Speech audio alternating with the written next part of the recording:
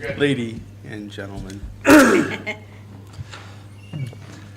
Good morning. Welcome to the Police 911 Fire Committee for 9/20/2023. Present today, Councilman Hockett and Councilman Sprinkle. Appointed official Public Safety Director Justin Day, Chief of Police Mark Dvorak, and PSAP Administrator. Kind of drawing a blank. Why am I drawing a blank right now? Should I make you Andrea struggle? Potajic. Yes, you should. I just blanked. I was like, sorry, Andrea. It's okay. So we will start with the police department. We'll go ahead and start with fire, if that's okay. Yeah, go ahead, Okay, Justin. talked to Darren this morning, we have nothing. So, now we'll move on to the fire department, or the, police department. How's the budget looking for the fire department? It's in your packet, it's at, I believe it was 59% throughout the year. 59.5. Yep, 59.5. And so some things kinda got moved around during budget season. We realized some stuff was put in wrong lines, and so that has been corrected, and we're just kinda working through that. Are most of the expenditures done that you guys had budgeted last year? I think he's still gonna have some stuff come in from Feld Fire. I think there's a little bit to come in from there yet, but I'll visit with him to make sure. And quick question, when will we see the salaries come in? That's always at the end of the year. It had been requested, and I'd like to request it again, that we get those submitted quarterly, just so we can see how we're trending. They do payroll at the fire department monthly. Is that correct, Mr. Sprinkle? As a former fireman, What's that? do they do payroll monthly to the? No. When do they do that? Usually we get it paid, I think twice a year. Twice a From year, the city. semi-annual? I think it's like halfway, then they pay the last half, and depends on the number of calls come in or whatever city calls. Otherwise, they don't get nothing. There's no pay as far as rural fires or anything. And we're only distributing once a month, or once a year right now. Yeah, it's basically, it was, when I was on, I think we got one in, it might have been June, and then one in December. And that's based on the number of calls within the city? Yeah, you get X amount of dollars per call that have to city Yeah, fire. the number of response. What is that, like, I don't even wanna, it's not a lot. I mean, it's, It varied. I mean, I think the highest check I ever seen when I was on there from the city was like 125 or something like that that was a busy year, for 6 months. yeah. Doesn't pay for your shoes that you ruined going down there. Can we get a report from Darren, ask him if we can quarterly? How many fires have been responded to by how many firemen? Absolutely. It's one thing I've always wanted. All right.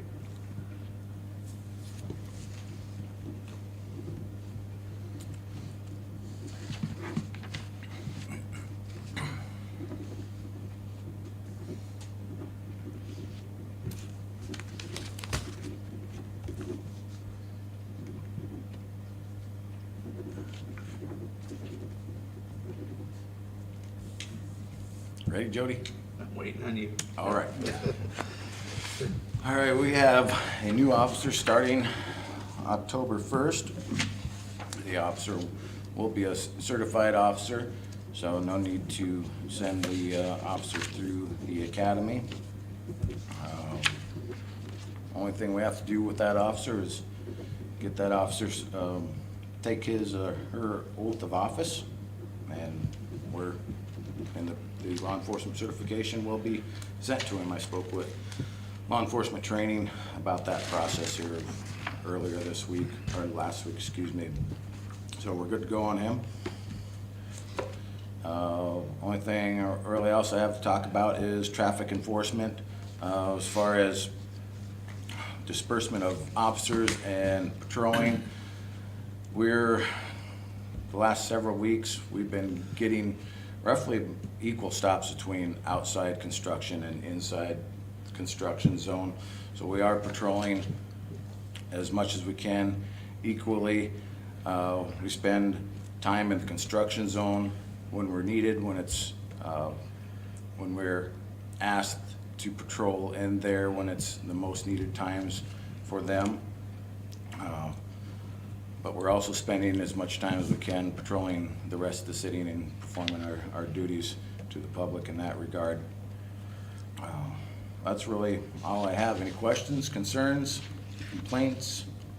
And as far as with the construction zone, we talk with Cody and the construction crew and Mike and the state, and they kind of let us know when they're seeing the highest influx of traffic going through that areas, when they have the most workers out there. It's kind of a constant conversation that we have with them multiple times a week to see where they're gonna be at, because obviously we kind of focus in a lot more on those areas where there's a lot of workers that are right next to the road, to make sure that we don't have any tragedies. Basically, if somebody doesn't pay attention and steps out and someone's zipping by, we're gonna have somebody laying on the highway. So that's kind of with working with them, they kind of let us know, you know, between these times, we see a lot of traffic. That's kind of when we have a focused time and area in there.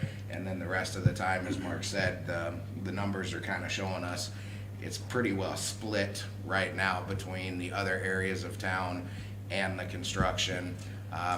Obviously, when doing those patrols, because there's a lot of residential neighborhoods that we get a lot of calls from as well, of people flying. So we're up in those 10th Street neighborhoods, 9th Street, sitting through there at different times, 7th Street especially, and also during the school time. We try to get up there before school, at lunch, and then after school, because that sometimes if the sun's just right, you can almost hear bumper scraping when they realize you're there. So, but we're seeing our efforts pay off, because the number of total stops for speeding is creeping down. We're kind of seeing a downward trend in that, because it had really, You share numbers yeah. with the DOT, and is that something that we could just talk about with council? Yeah, Mark's got them right there. Sure, just Thanks, from, Mark. every week, every Tuesday, we meet with the DOT and Reedy, talk about the construction zone and how we performed during that last week from Tuesday to Tuesday. For example, this last Tuesday of last week till yesterday, Tuesday morning, we had 30 total stops, 16 in construction, 14 outside of construction. The weeks prior, they're basically the same. The numbers may be a little different. Some weeks are 40, some weeks are 20 stops, but it's divided more or less evenly between the stops in construction and outside construction. So, doing the best we can with traffic control. And what I have noticed is going through reports as the number of stops has decreased here in the last several weeks. Also the speeds, where we were prior stopping people from going 35, 40 in construction and 45, 50 in outside of construction and 30 zones. Now we're getting in construction 31, 32, 33 miles per hour for those stops. And outside construction, it'll be 36 to 40. So, and a lot of the higher speeds, like 45 in the 30 mile per hour zone, or 40 to 45 in the construction zone, those are out-of-state, out-of-town people that aren't aware of our traffic enforcement and the dedication we're trying to get with that right now. So we're doing pretty well, I think. Of the, Mark, on that, in the paper it reads speeding for other roadways, is that the Yes. highway? Yes. 'Cause I know I had people ask me, I think it's the construction zone, but I'm not sure. Yeah, the speeding violations in South Dakota, there's 3 codes for that. There's an interstate code. There's a highway code, which is 65 mile per hour zone. Of course, we don't have a 65 mile per hour zone in town, so it's categorized as other Okay. roadways. So if you see a highway, most of the time, it'll probably have the asterisk beside it for a highway patrol. Mark, of those 30 traffic stops, how many were ticketed? Let's see, this week, during this week, 8 were ticketed. That's actually gone down. We usually have more than that. But when speeds go down, we tend to kind of, all right, just not too far over, understandable. So we've written a lot of warnings the last, actually probably 2 weeks. So I think 2 weeks ago, we had, I believe, 7 or 8 citations as well. So, yeah, the citations are going down. Instead of taking over a stack of, 20 to 30 citations every week, this last couple weeks, less than 10. So, That's good information. Can you bring that weekly? yeah. Or, excuse me, you're not here weekly. Bi-weekly. Bi-weekly. Thanks, Mark. How's your budget look? We're at, I think it was 63%. Yeah, 63% used. Do you know what percentage of the year we're through? Does anybody? We're almost at 75 at the end of the month. 72% as of today. We just leave, never mind. I know, I'm a geek. 71.86% of the way through the year.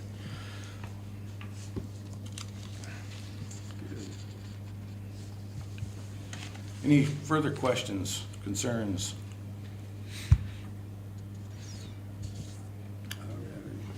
All right, thank you.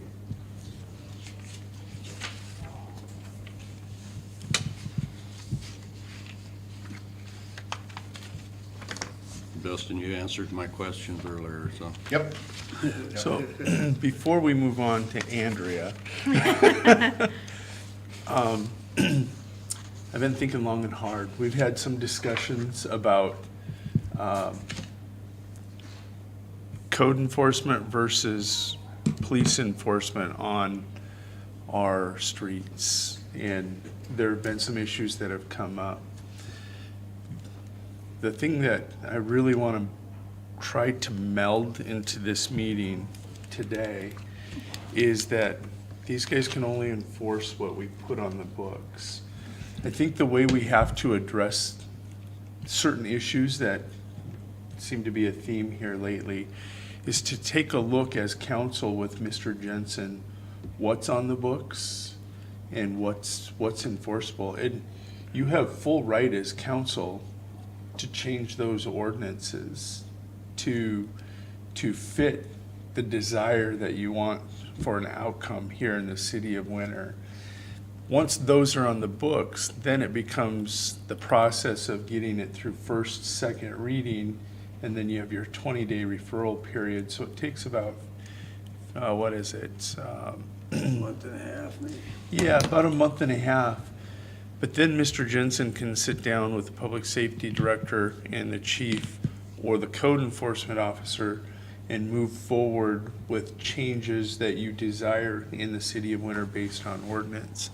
I know I've had a lot of talks about, with both of you, as public safety commissioner, chief, and as code enforcement officer, our ordinances don't allow us to enforce.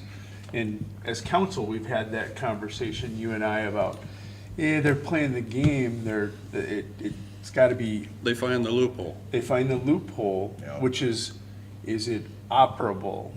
That's the one, that was a key word.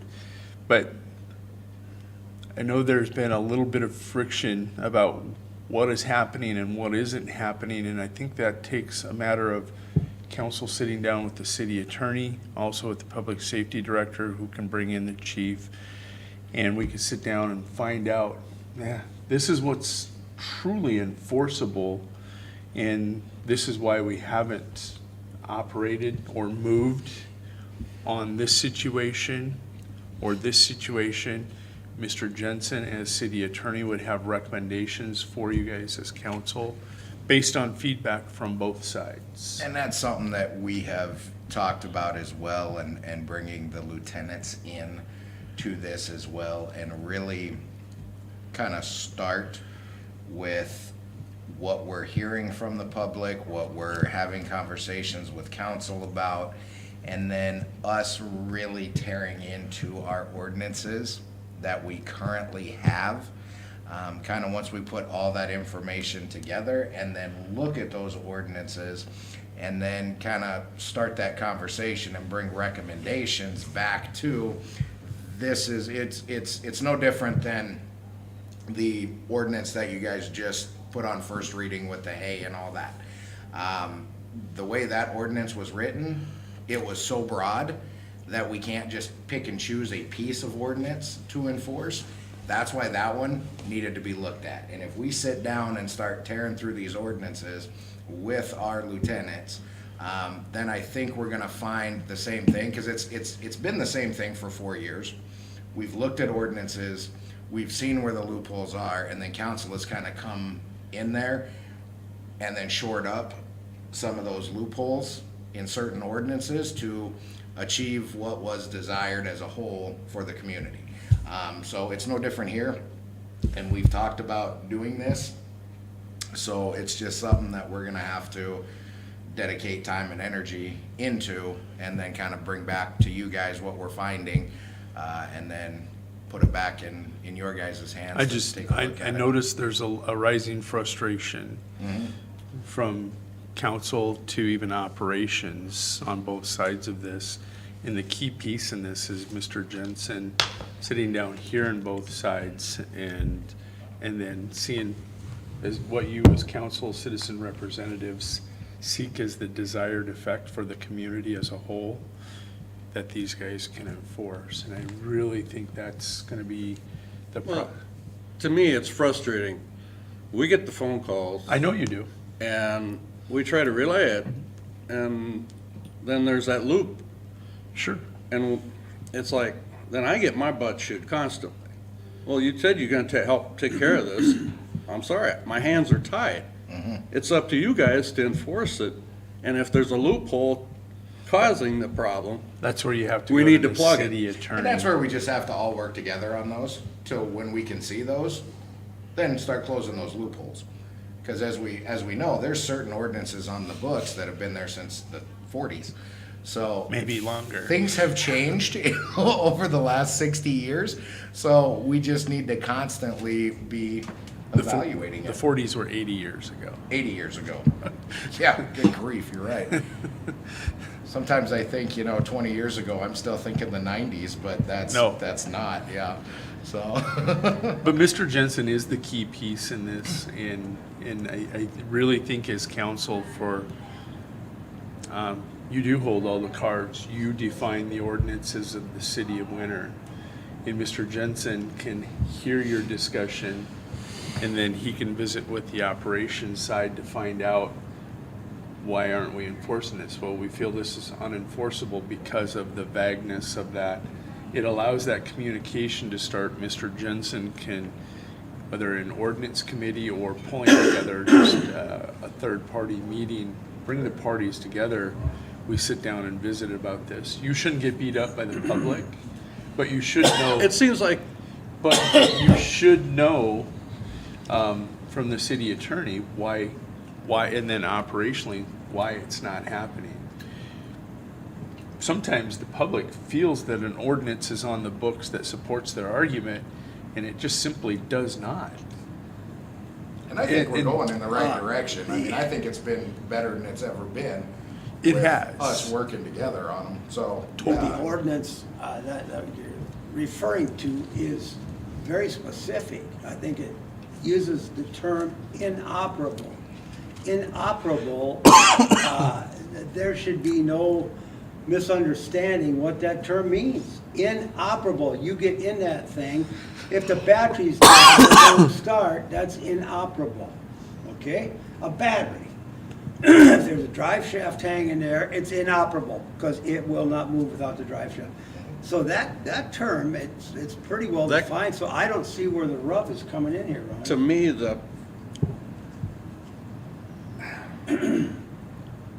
if you have to push it, it's not an operable. No, it's inoperable, if you have to push it. You move it it's 6 inoperable. inches, it shouldn't count.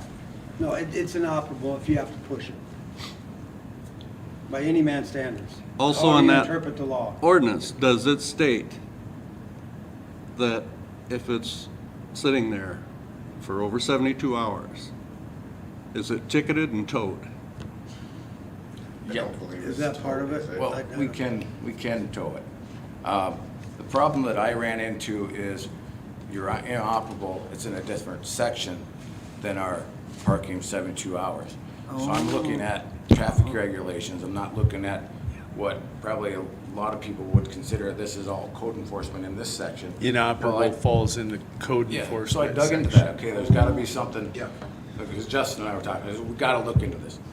Okay, so I'm looking through every section that I can, okay? It's not in trees and shrubs, but I'm still gonna look in below that. All right, here's what I'm looking for. So it took a little bit of digging, it's there. There is an ordinance in there as well, it still has the 24-hour parking that, I'll have to find it again, that probably should be modified to 72 hours along with our actual traffic ordinance, or traffic section ordinance. I mean, it's gotta be as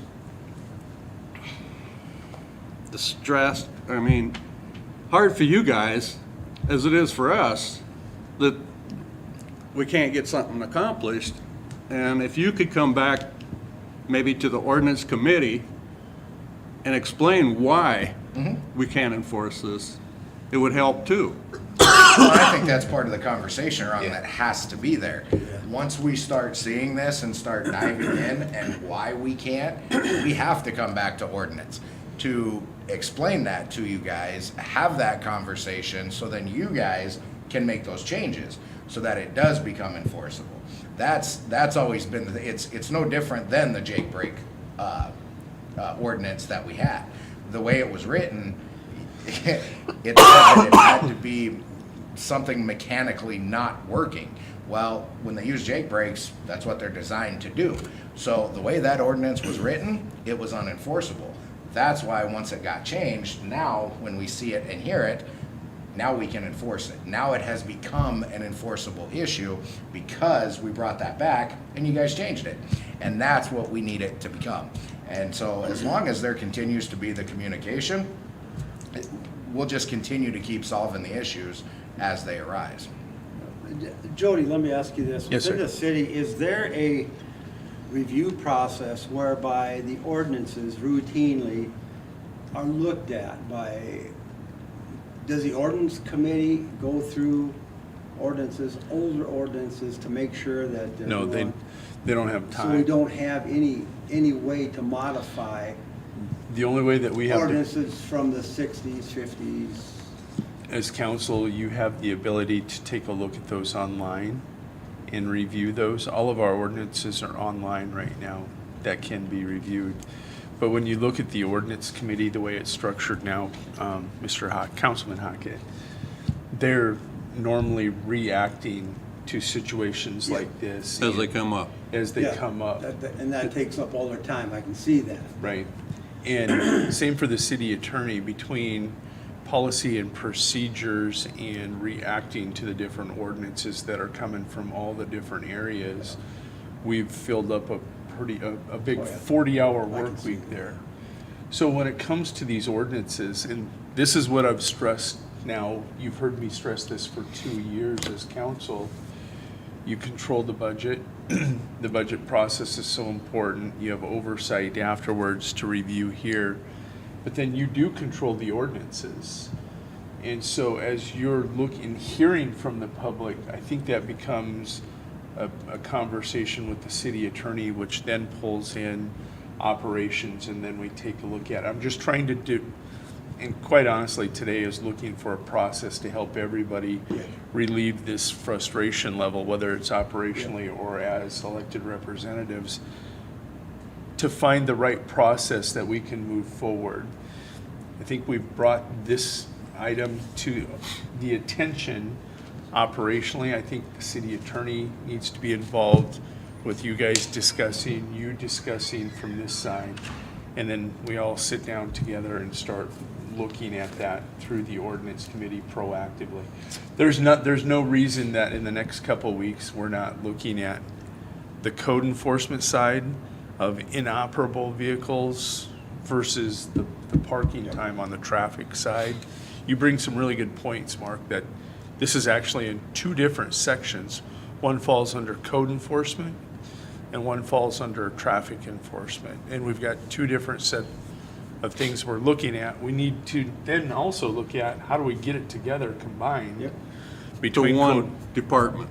Well, maybe not one department. Well, yeah, both of them have those authorities to do this, because the old saying, Because you divide get and the- conquer, we're divided and Yeah, Well, you there's get no the- reason that we can't work this out. You get the response that, well, that's not the police department, that's code enforcement. Or you go from code enforcement, that's police. And it's disgusting to me that we get the runaround. And it's not really condemning anybody, it's just the way it's wrote. so we address I this. wouldn't call it the runaround, I'd call it different disciplines, different concerns on Yeah. the issue. Yeah. We've got a bi-level deal that we need to, communication, all we gotta do is talk about Yeah. this, communicate. Yeah. And work it out and move forward. It shouldn't be a level of frustration with people. We should be able to answer this and move forward, which I think we can. You've got a good idea and your plan is excellent. And part of that We've is come up- also learning, because like, obviously, Ron, before you became a council person, you didn't realize that there was differences between what the police department enforces and what code enforcement Exactly. enforces. Yes. Yeah, so a lot of it is And that's why a lot of learning, too. times I go to you, Yeah. because you're in Yep, charge of and both that's why- departments. And that's why I tell, okay, that one I'll give to Mark, because that'll fall under police department.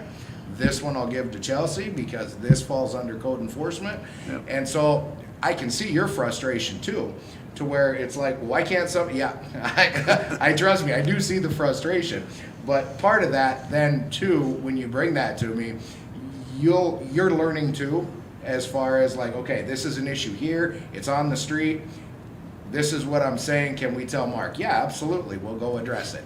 And then, so it's just learning all the way around, and it's just continuing to communicate. Yes. We've come up with a lot of good solutions in the last 6 years. Between council, Mr. Jensen, and you guys operationally, whether it's the police department or code enforcement, there should be some sort of a solution that helps both departments operationally with maybe some mutual language. We'll ask Mr. Jensen. He again is the key in this. His job is to protect you while helping them enforce these laws, so. Been giving out the rest of the council, people's, call them. I'm getting tired of getting the calls myself, and it felt like I'm the only one that's concerned about it. And so I said, start calling your other council members. That's why we have wards, though. Yes. Your Yeah, but particular. there's two of us on the, Sure. in each ward. Understand that. But you have to be that contact person. If you take it to the city attorney and then we start this with operations, you're not on the committee. Right. But that committee then can start attacking it. And you at least have the ability to say, I took your concern to the city attorney. The ordinance committee is now addressing this. We'll see if we have a resolution here in the near future. It's not Perfect. it's not a snap of the finger with government. We know that. Unfortunately, that's why we right. say we move at the speed of government, Right. you know? In the meantime, we can try to come up with a solution to enforce what we're seeing through our disjointed code versus traffic, maybe the combination, we can get some of these things addressed until we can get it together, I'll but, just give you one instance was, one of the phone calls I got is, a guy was laying underneath the vehicle with his feet sticking clear out on the street, and the door's wide open on the street side. sure. To me, that is a safety issue Oh, man. for him. Well, that's actually, if you follow state statute, that's actually disorderly conduct because you're blocking, impeding the flow of traffic. So, That call, and just for education purposes, when you get those calls, I guess I would suggest you have them call the police department directly, call down to dispatch, and then an officer gets dispatched right to that, and then that officer will educate that person, like, okay, no, this is a no-no, you can't be hanging out into the street, you can't be diverting traffic, impeding in any way the That was flow the of word I was traffic. gonna use. Yeah, so that one there, I would just recommend to you, say, absolutely understand, call down to the That's police what I did. department. Yep, perfect. And then that one, they will go right over there, cause then if they're not on But something. sometimes, they said, well, what the hell are you doing as representing us? So that's an easy answer for you. As citizen representatives, you can tell them I'm elected to set the budget, have oversight, and to change the laws. I don't have enforcement. You have to call the people. You have to call the people that have enforcement. They shouldn't call you. That's not part of your duties. 'cause That's that- where they should that call person here. calling you is basically a witness in a criminal offense. And we would need that person's statement if it were to go that far. Say when we get there, the person is no longer has their feet out. As soon as we drive away, they stick their feet back out. And we get the call again.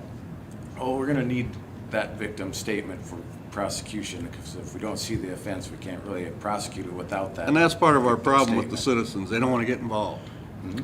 Well, that's on them then. And that's That's causing, on it- them. you know, I But- know, but- but I'm but- just saying. But again, you need, and as an elected representative, your job is to set that budget, to have oversight during the course of the year, and to change the laws to get the desired effect for the city. But I hope you understand I my do frustration. I do totally understand I'm not it, pointing Ron. fingers at anybody No. not doing their job or anything. I'm just, we got to find the solutions. I promise you, no one understands frustration more than a law enforcement officer. Cause I tell you what, it is, you talk about a job where you can't do right. Is that That's true, it. Mark?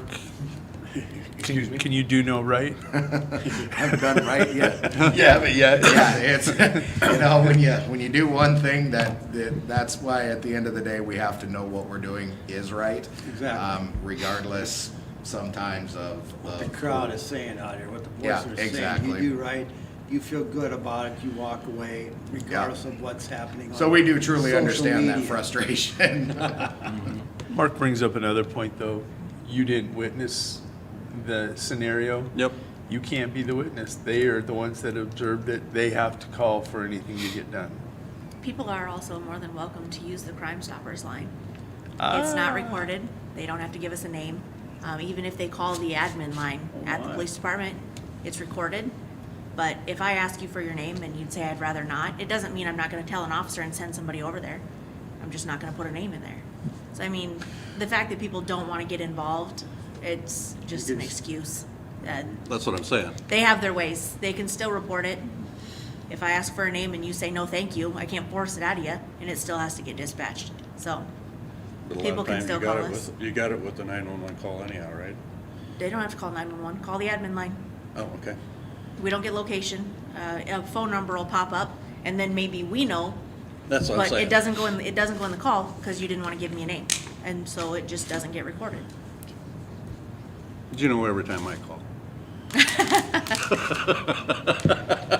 Oh, first name basis. I thank you for taking the time No, that to was talk about this, good discussion. Mark, bi-weekly, if you'd have those stats. I think this is good discussion. I think this gives a little more meet to this committee so that they can see some of your challenges and some of your results out there also. I think that needs to be known.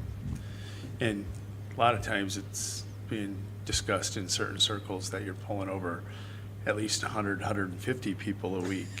But in fact, that's not the case, you There's know? 131 traffic stops in a month period. Yeah. What which do is- you always say about the truth? Don't let a story get in the way of the truth? Yeah, a lot of people don't let facts get in the way of a good story. But, no, but, that's, when I give you guys those reports, that kind of breaks down what happens within winter. Andrea gives us those reports.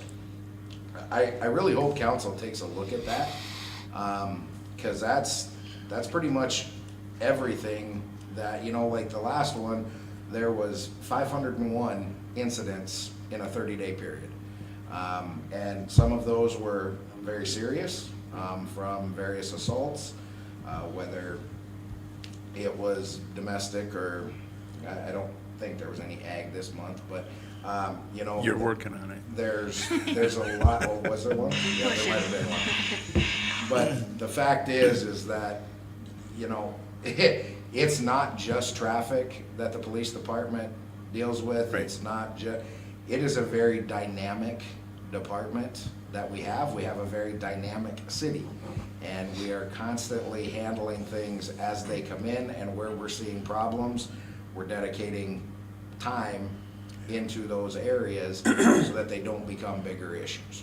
And to me, that has always been historically a misconception with the public, that our police departments in our smaller towns, oh yeah, they just drive around and do a little bit of this and maybe catch a Yes. dog once in a while. You know, they have no idea what you guys do. That's why when the mayor says, bring that stuff, highlight it, maybe people out there watching realizes that you guys do a whole lot more than drive around on your shifts. And to be honest with you, Joe, I have said this my entire career. The fact that our community thinks they don't need us sometimes, or that there's too many of us, that has always, I guess in my mind, highlighted the wonderful job that our police department does. Because things are really going bad when you realize how bad you need the police. That's right.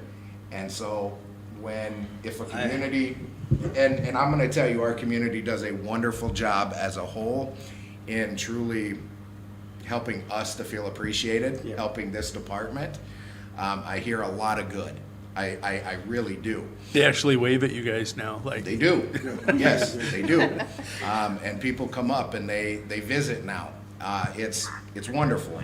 But when a community doesn't truly understand their need for their police, that just is kind of a testament to the job that these men and women do to kind of keep the good Yeah. separated from the evil. Yep. And because it is there. I mean, we do not live in Mayberry. We don't, but we have a very good community because of the men and We women do. that we have. do. It seems we have a core of negativity that no matter what you people do with that group, that spirit, that group of people, you can do no right. How can we make inroads Okay. into their attitudes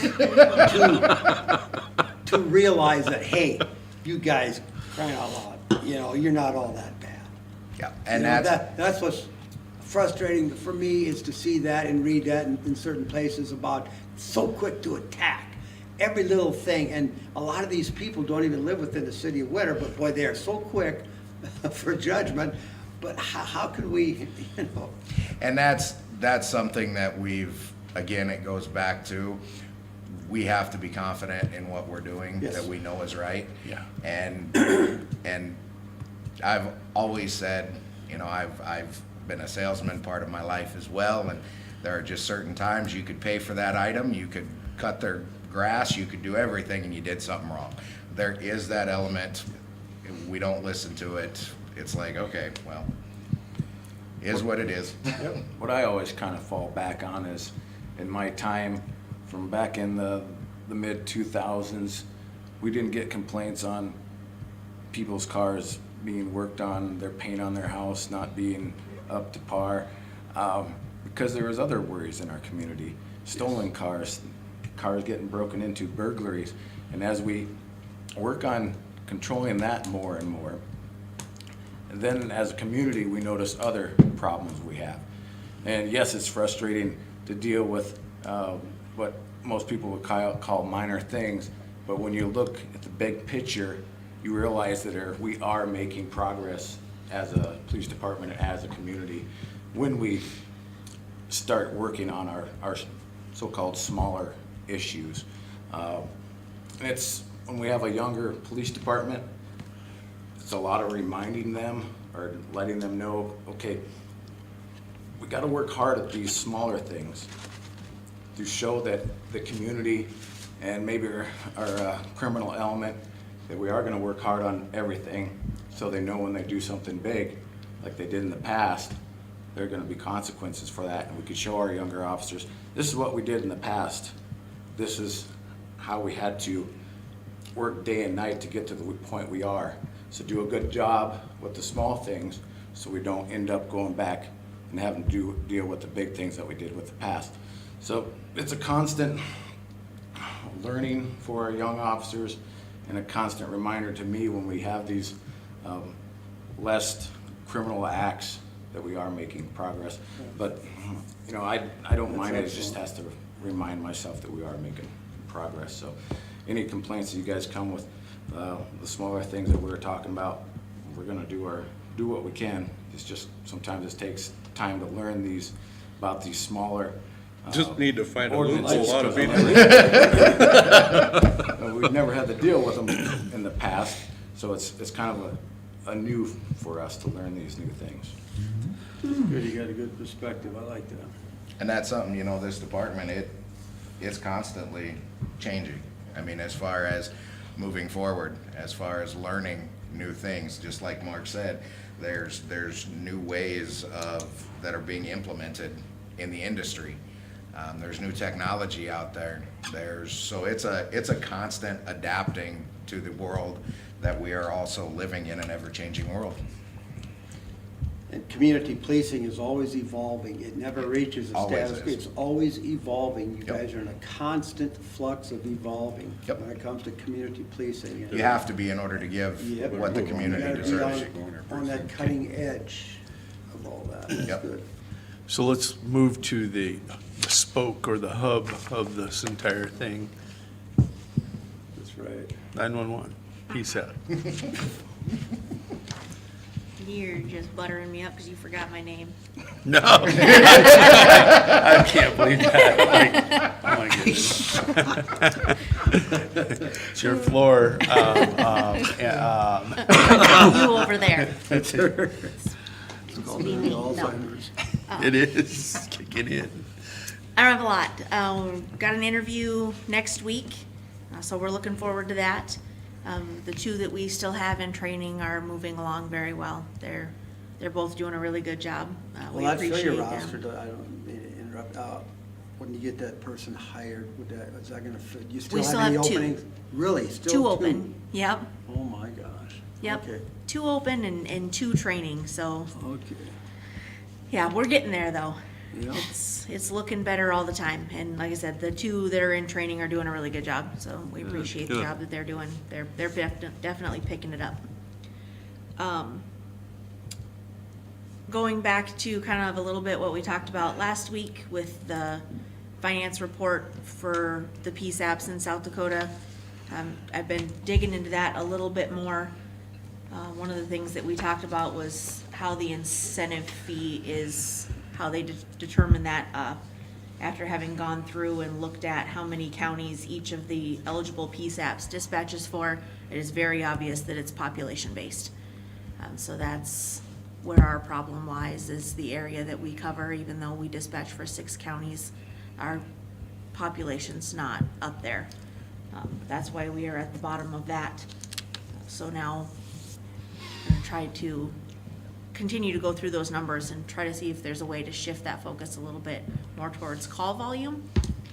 versus population. Because even though our population is lower, our call volume is still fairly close to those areas with more population. Top So- 4. How do we go to the state to correct this issue? Go ahead, Councilman. But good question. There needs to be, I think, if you talk to Craig Price or them, a sparsity factor built in for our counties down here.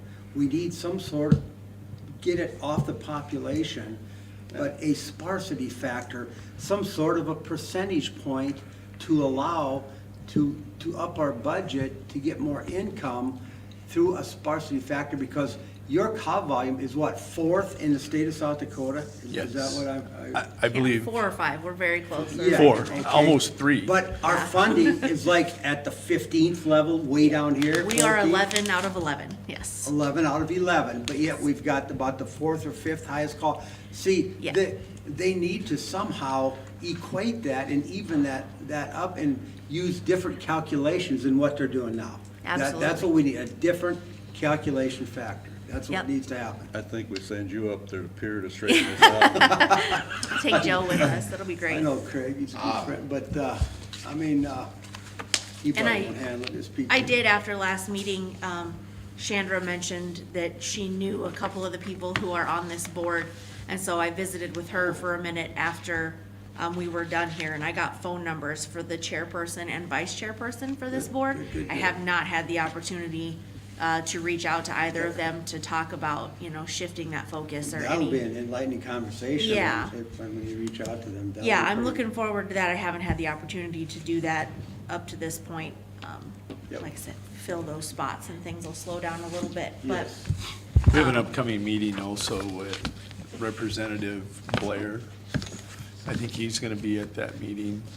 Which one is that? You should have received a letter for a follow-up meeting to the last one. You and the president of the council attended with the Are AGO's you office. talking the 24/7 program? Yeah. Yeah, I got that. Okay.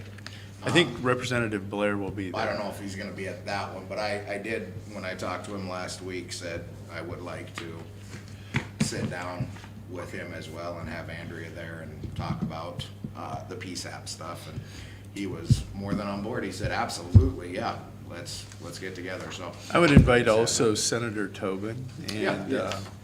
let's get our local representation. You said Joe would be great there. I think he's a great voice. Those 3 people hold votes and can have those conversations for us. Let's get them there. I love the sparsity factor. So do I. And it wouldn't be that hard for them, the great minds in Pierre, to figure that factor to enhance our funding, Right. some sort of factor. Appropriately. Yes, That's the big thing. it's much needed. I mean, we're, in my view, looking at everything, we're way behind in this. I think we're entitled to, I know, I don't like to throw that word around, because we hear, but. But when know, you talk about the we fourth- are, for the work we do with our system here, we're entitled to a little more state help, I think. We've earned it. And we've earned it, and I think we can make the case for that. For sure. How often does the state ever change anything? Oh, Do Well- they- Annually. Do they adjust it every 10 years or what? I've been in the States about 30 years, and believe me, they change a lot of stuff Yeah. all the time. Just not for this. This number's been sitting there for the last 11, 12 years. That's what I'm getting at. Oh, yeah, Yeah, yeah. this they haven't They touched haven't in a tweaked it long or time. anything for that But many I'm years. sure too, Ron, this is just like what we run into on a city level, but on a state level. they need to right? hear It's from the us. same thing, talking The about squeaky wheel. ordinances. We haven't made this an issue for, have we? I mean, I've only been on it for a year and a half, but, and I'm aware of it, but if you say this has been locked in for 11 years, where was the voices year 5, 6, 8, 9? Well, all the nothing's way been said up? to them, basically. Yeah. Yeah. Correct. So So if it they needs don't to be know there's a addressed. problem, how can they address a problem? So, and now that's kind of our mission now. Yes, Bring the right people involved and go start having conversations. yes. And I think it looks good. I think something can happen. Because we can justify it. We're not just out here crying foul or whatever, we can Yes. justify, Correct. we can justify increased funding for our program Yep. based on numbers. So the other new thing that I brought, and you guys can go through it, come back with questions or whatever, I did find, like we talked about last time, from the NINA website, a list of all the states and their surcharges, what they're all doing differently. We are kind of mid-range for surcharges. I just want what Alabama gets. Yeah, Alabama's a good one. The city of Chicago. I is- really like that The city one. of Chicago's charging their people $5. Oh, my goodness. Yeah, That's Al- unreal. Louisiana, goodness. Louisiana differentiates between residential and businesses, so their businesses pay up to a $6 surcharge. Which, I mean, that would be, That's interesting. yeah, it would be a big change. And for what I hear, the Chicagoans don't get much bang for their buck on that. They don't have much police coverage. Was that, no in- pun in- intended, bang? Yeah, In huge areas of the city, so. Maybe you can answer that one on Nevada. varies by jurisdiction, yeah. And I think that's kind of like, if you look at Colorado, like theirs is, like statewide, everybody pays 10 cents, but then it also ranges from 70 cents up to $3. And I'm sure it's very similar to their high volume areas are getting charged more because they're more usage versus their low volume areas are getting charged a lower surcharge. The one that's really similar to us as far as the scarcity factor and population base is North Dakota. Yeah, And if you take a look at North Dakota on Yeah. here, it's substantially different than ours. Yep. 20% higher at a minimum. Yeah, we can use figures like that, that's awesome. All right, we went from 71.86% of the year remaining to 71.9 in this meeting. I'm kidding. closing in on the end. Any other questions, council? I think we've developed the start of some processes that we need to work on. We'll continue. I like those reports. Andrea, keep bringing this. This has got to be our battle. And it's not just for the community of Winter. This is for Tripp County residents, plus the residents of the other counties that we service. Squeaky wheel gets oiled first. There you go. Yeah. There you go. We gotta make a little noise. Yep.